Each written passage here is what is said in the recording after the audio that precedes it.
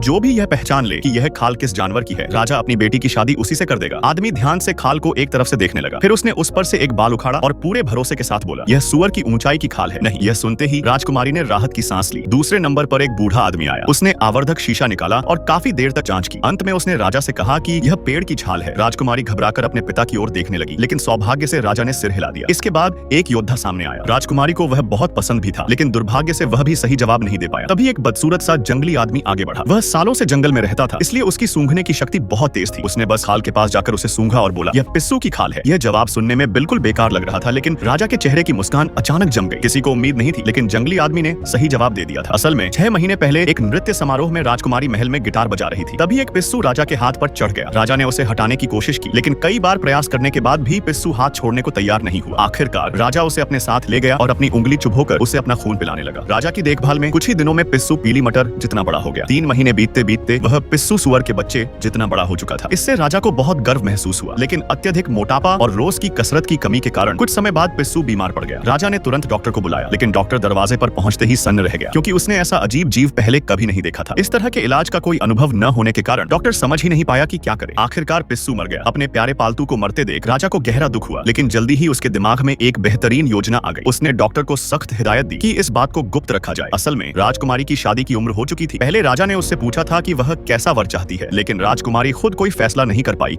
और उसने सब कुछ पिता पर छोड़ दिया। तब राजा ने पिस्सू की खाल उतरवाकर संभाल ली और पूरे राज्य के ताकतवर पुरुषों को बुलवा लिया। जो भी यह पहचान ले कि यह किस जानवर की खाल है, राजा अपनी बेटी की शादी उसी से कर देगा।